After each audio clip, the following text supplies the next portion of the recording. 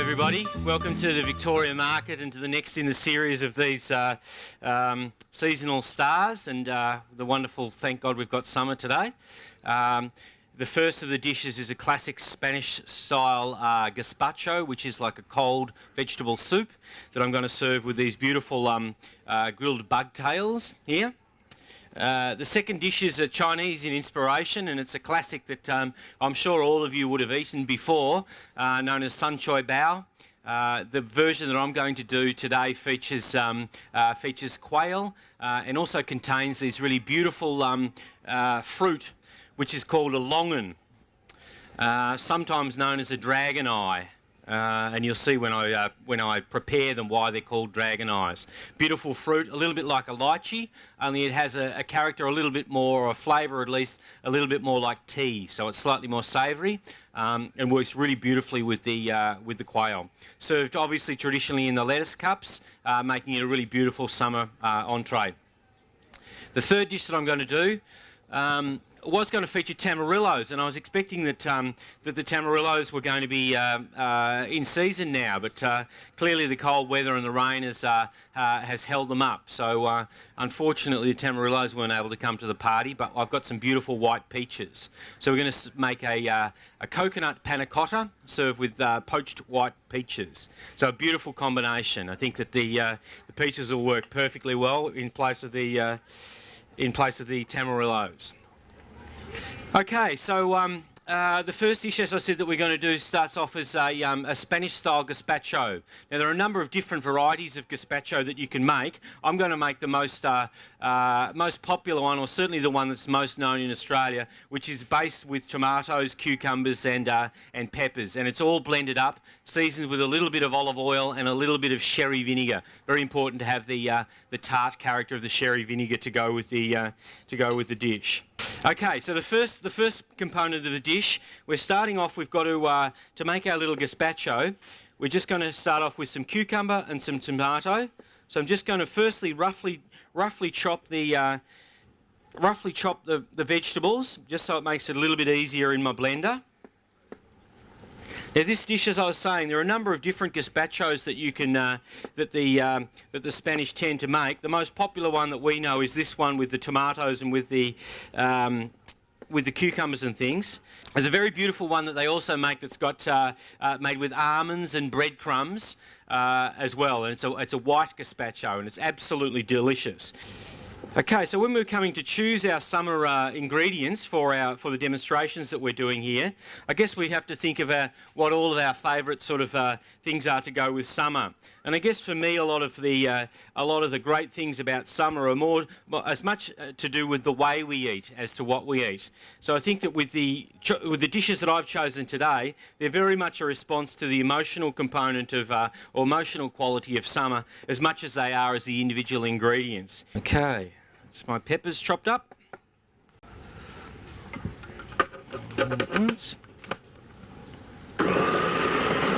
And we'll just blend it all up. We want to get that nice and fine, so I might need to leave that running in the machine for a little bit of time. We're going to add a little bit of salt.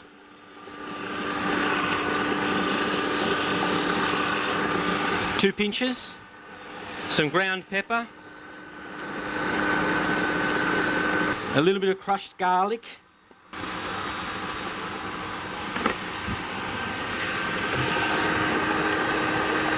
And then we're just going to season with a little bit of the sherry vinegar.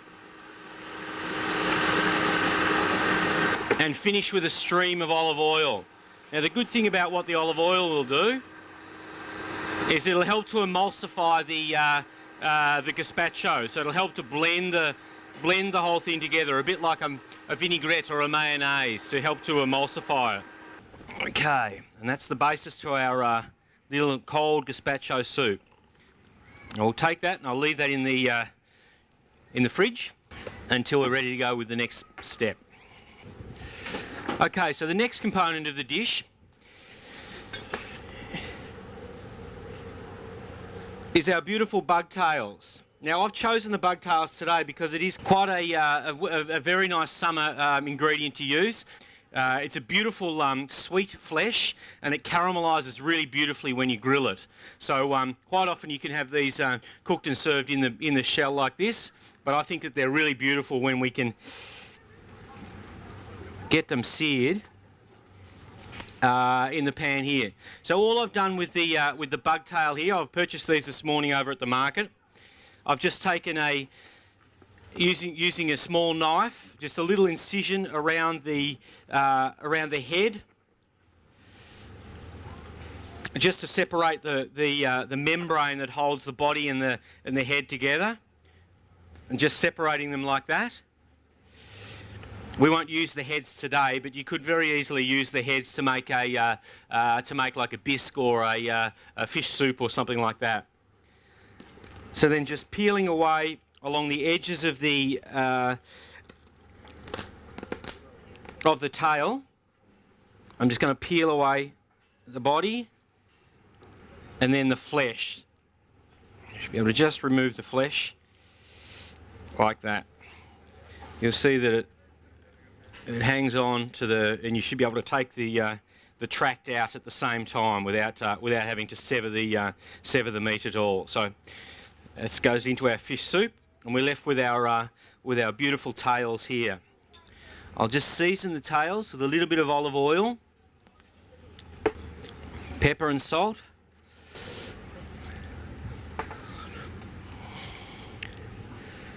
And then we'll just grill them very gently, or not very gently, quite aggressively actually. So you can really develop the caramelisation on the bug tails.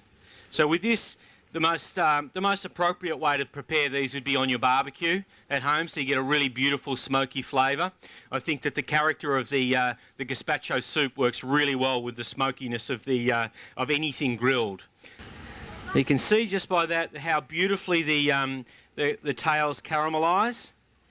A really lovely golden sort of character, a really sweet character to them.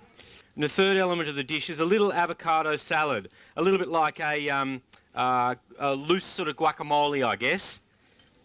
Starting with half an avocado, which I'm just going to crush lightly with the back of a fork into kind of relatively coarse paste. Doesn't need to be too smooth.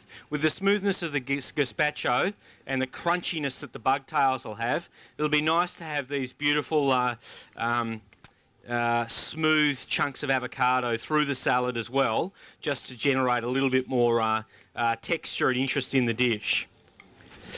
Some drops of olive oil, a little bit of lemon juice, some chopped coriander. I've just got some nice sprigs of fresh coriander here. You can see all of these elements are elements that you would know from a guacamole. I roughly chop the coriander. It can go in. I'm going to add a little bit of chilli to this. I'm going to use a little scud, a hot chilli. But today I'm going to go, because it's summer, with a little bit more spice. I've taken the seeds out of them because the seeds are where most of the active ingredient, or the heat of the chili, actually resides in the seeds and the membranes of the chili. So whenever you remove the seeds, you're removing most of the active ingredient that makes it hot. Okay, so half a chili mixed around. Okay, so now to arrange the dish and for the presentation of the dish, just while my bugs are being finished off there, I'm going to start off with a little round cookie cutter or a little mould, just to help me to add some little bit of structure to the dish. I'm going to put the avocado in first. Then just while the bugs are, I might take those off now and just give them a minute's rest, just on the side of my board there, just so the heat will draw through the bug tails. Then I'm going to do a little bit of a garnish of some julienne of some peppers as well. So I've got a bit of an orange pepper and a bit of red pepper here. I'm just going to cut most of the flesh out, so it's a nice fine little julienne. Just gently, very finely shredding the peppers up, So this will add some more crunch to it. It'll echo the flavours, I guess, that we're going to have in the gazpacho, but add a little bit more texture to it. And then also a little bit of cucumber as well. Just once again for a little bit of crunch to the dish. One of the elements that I always try and look for is to use similar ingredients within the dish, or echo the ingredients within the dish, and reuse them in a different way. Like we've pureed the peppers up, and now we're going to have some sliced peppers in it as well. And I guess what that does is adds some more crunch and some more texture and some more integrity and body to the dish. The next thing is we'll slice our bugtail. And that great caramelisation that we've got there is going to be a real feature of the flavour, the smokiness. So the tail goes inside my little moulded shell there. A little bit of my shredded vegetables, shredded cucumber and peppers to go on top.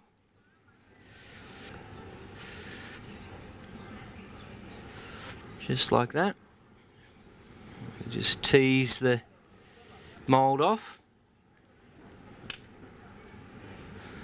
Little sprig of coriander, just maybe some small inside coriander leaves, just to once again echo the flavours of the guacamole and to give it a bit of a lift.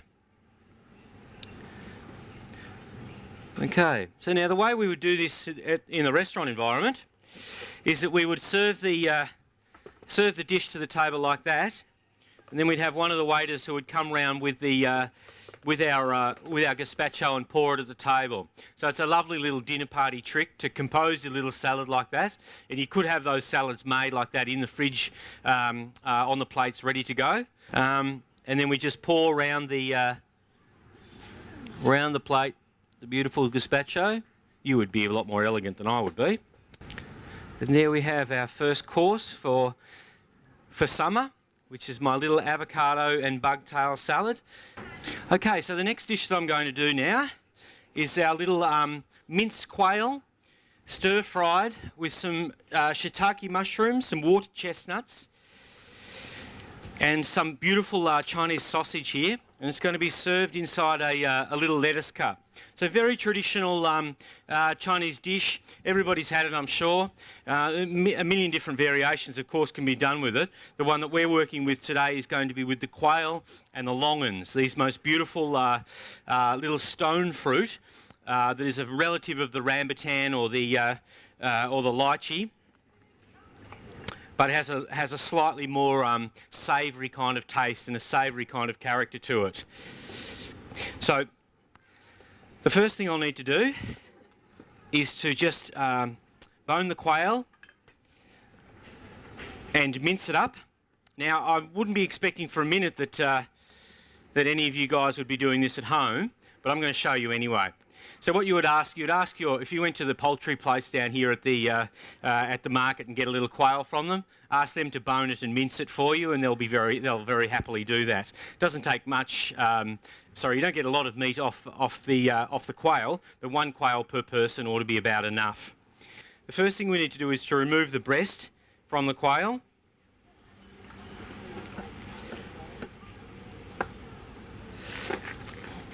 And also the leg. So just separating the leg from the backbone. So we've got half of the face of the quail now, or the cheeks of the quail. Similarly from the other side. And then we just take the wing tips off and the bones from the legs. So as I said, I wouldn't be expecting any of you guys to be doing this at home, but so the other elements that we're going to add to this little stir fry, this little sunchoy bao, include some water chestnuts. I've just used some tinned water chestnuts here. This will add some really beautiful crunch to the dish. I've also got some Chinese sausage, or lap chong, which is this sausage here, made with pork and liver.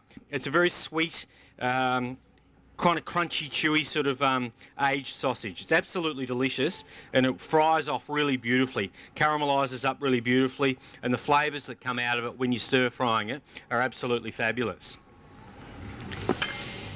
We've also got some dried shiitake mushrooms. You could use fresh ones, but there is something about the character that the dried, then reconstituted shiitake mushrooms have that I think is almost as good as the fresh ones, or sometimes more appropriate for dishes. We'll also have.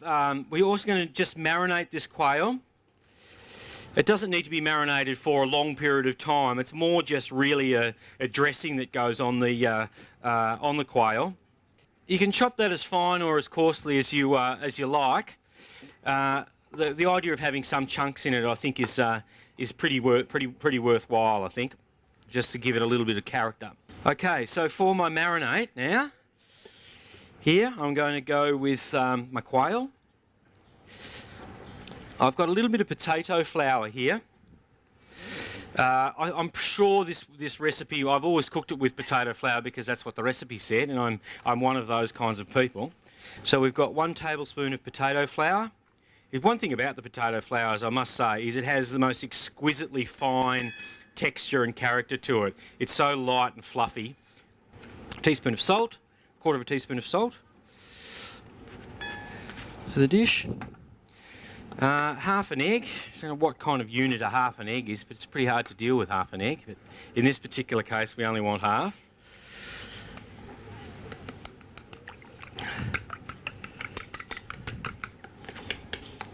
And then it has a little bit of water in it as well. The idea of the water in it is to soften and lighten off the whole dish, and then also to make it, once we start to stir fry it, it also helps for the meat to break up. What would happen quite often if you didn't add the water to it, the meat would coagulate really quickly like a hamburger in the pan. So a couple of little drops of water in it mean that when it hits the pan, it helps to keep the meat broken up and crumbly. Okay, so that's our minced quail, marinated nicely there. After that, we'll work on our lettuce cups. So using an iceberg lettuce like this, we just cut the bottom off the iceberg. A little bit more than the bottom, I guess. We can use the rest of that as a shredded salad or something. And then this is easiest done underneath some running water, as it helps to separate the leaves. And you just pull out the individual cups. The first right at the core are often the most difficult, but you can see that you're starting to gather cups like this. So just trim around until you've got a nice little cup that you think you could be. It would be a nice, elegant way to eat the dish. But that's the lettuce cups. Okay, so we need to dice up a few things. I've got the Chinese sausage here, which, as I said, is made with pork and liver, and it's quite sweet and a little bit crunchy. It's absolutely delicious. You can find this in most of the Asian grocery stores, no problem. And it's beautiful. Just you can eat it as it is, or just steamed very gently for a minute. And then it's also fabulous for stir frying. All right, so a fine dice of our Chinese sausage. The shiitake mushrooms, which I've just done, and a little bit of spring onion. And then the water chestnuts here. So just cut the water chestnut in half long ways. And then a fine dice backwards and forwards. Just to add some real crunch to the dish. The water chestnut's a delicious, very elegant sort of character to it. Okay, a little bit of finely diced onion. So nice and fine, just so when you're frying it in my wok in a minute, it'll cook really quickly. Nice and fine. And a half an onion should be enough for this. Okay, I'll need a little wooden spoon. So obviously this is, you would do this in a wok if you had one, but because we're not blessed with a wok at the moment, I'm just going to use this.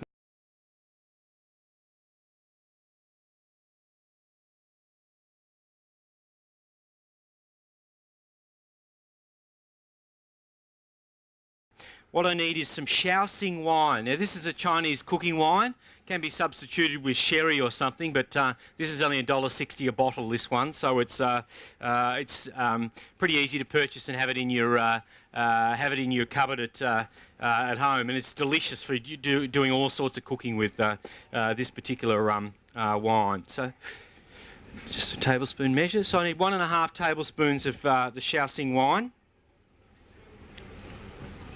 Some of this Healthy Boy soy. Now this Healthy Boy here is a brand that we always use at the restaurant. It's got very low in sodium, and it's a delicious delicious soy sauce to use with. So same quantity of this.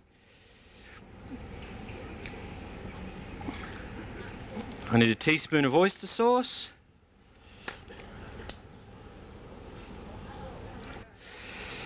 And a 1/2 teaspoon of sesame oil. This is the roasted sesame oil, not the unroasted one. Beautiful flavour, very powerful. Okay, we'll start off in our wok here, or in our fry pan at least, with the quail.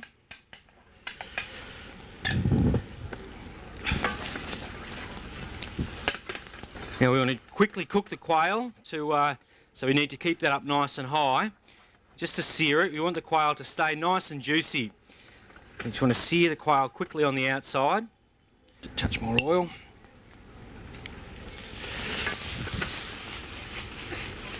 Okay, then I can add now some of the more firmer of the vegetables, so I'll add the onions now. And some shiitake mushroom.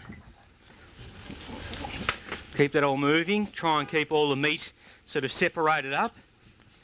Just chopping through that quail just to keep all the pieces in individual little grains. Then we go with the Chinese sausage. We just want the Chinese sausage to sort of heat and the fat to start to melt through the dish and give that beautiful flavour that will come out from it. You'll start to smell that in a minute. The crunch of the water chestnuts to go in. Okay, a little bit of fresh spring onion, very finely sliced. I've got both the white and the green there. It's going to add some real fresh lightness to the dish. Now what we need to do now is turn the stove off, and off the stove I'm going to add my dressing. So it's important to do this off the stove, otherwise it'll evaporate really quickly and you'll end up with a very salty base. So just pouring my dressing through, and tossing it as it goes, and you can see it almost evaporates before your eyes. You just want it to coat and to glaze the quail, and then that can come straight out and go into a separate pan. Okay, so next we're going to pick some, put a little bit of coriander in to the dish, just some picked petals, the coriander.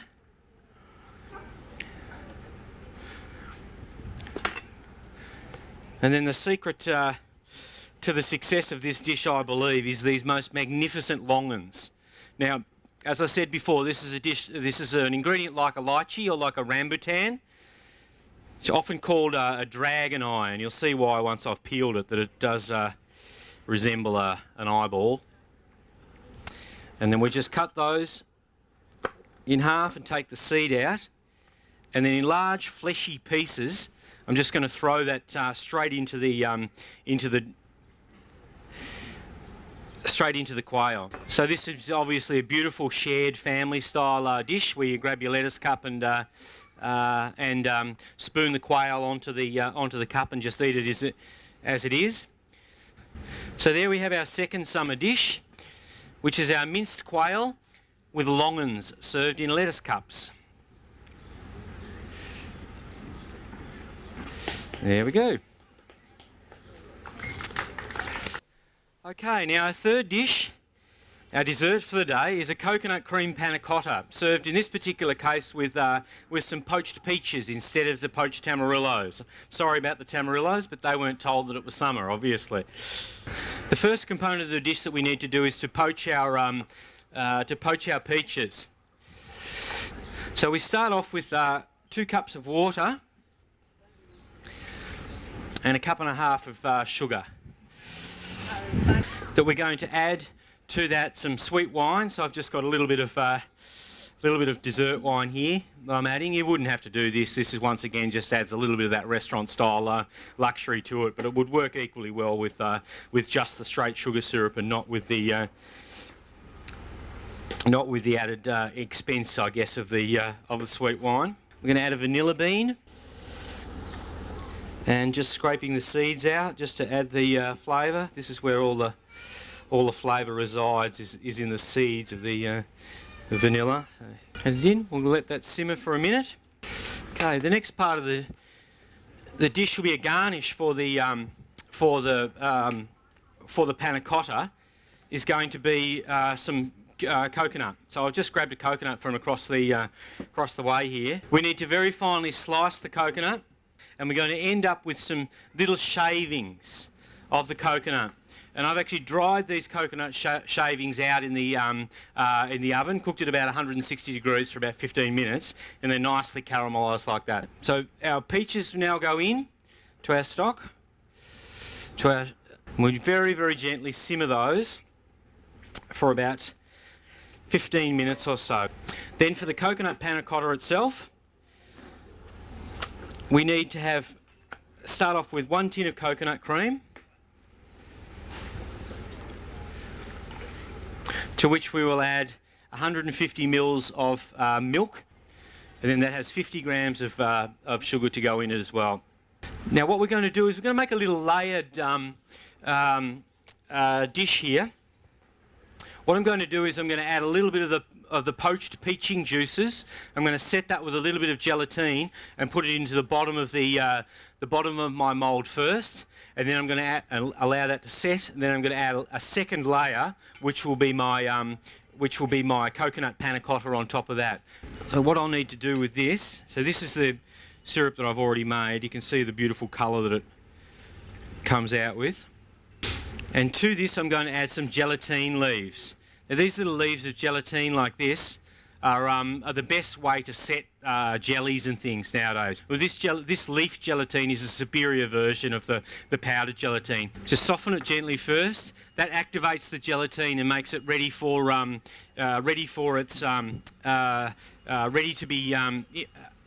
be dissolved into the liquid.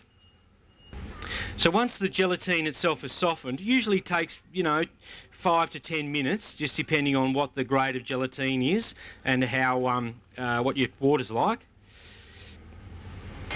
So once that's dissolved, we then need to warm up the jelly, and I'll do the same with the.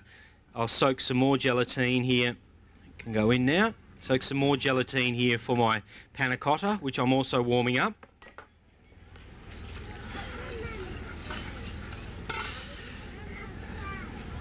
Okay, so as that dissolves, what I'll then do, this is ones that I've already got set here, so you can, I've put in a transparent cup so you can actually see it. But once this gelatine has been dissolved, you just need to make sure all of the little pieces of the gelatine have disappeared in the water. Otherwise, you're going to end up with little gritty lumps on your palate, which is not very nice at all. Alright, so I've got 3 leaves in the panna cotta. I'm actually going to use, in this particular case, just if anybody's there doing the math, I'm actually going to use slightly less in the coconut than I am in this jelly. And the reason for that is because of the fat content of the coconut. Coconut cream, as you know, is going to almost set as it is. So I'm going to use slightly less coconut cream in this particular recipe as a proportion of the liquid than I am with the peach syrup that I'm using. Okay, so I've softened the gelatine for the coconut, and the gelatine's now thoroughly dissolved into my peach syrup there as well. Just add this in. So the idea will be to just pour a small amount on the bottom of the of my moulds, just as I've done here with the ones that I've set earlier.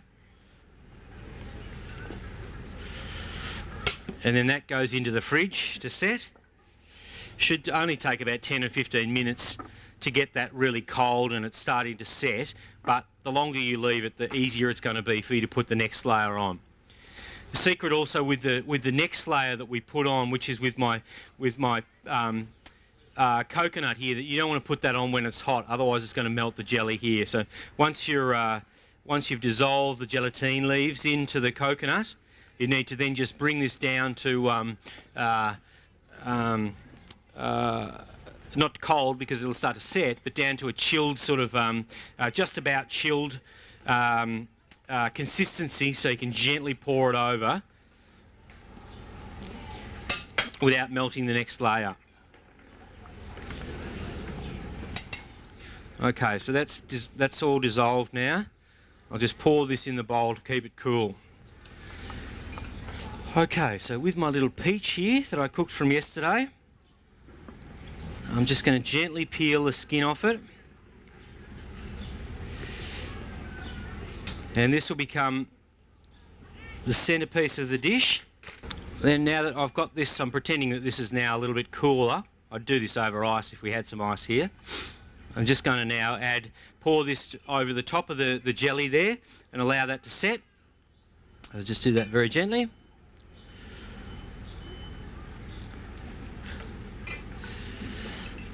Then this goes into the fridge now to set as well. You can see that's a very simple little milk jelly there. Gelatine leaves, a little bit of sugar and the coconut cream. Makes a beautiful little dessert. Into the fridge. Here's one that I've set earlier, which is the case. So that'll take, it's probably best to set that overnight because the coconut really needs to take some time to set. So then to take it out, we just need to get a little bowl of boiling water, and we just dip the cup into the water enough to just melt the first, just the very, very edge of the. Okay, so that's our panna cotta coming out with the jelly on the top. Just a little splash of the dessert wine over the top of the peach just to make it shine. And then some of my shards of coconut.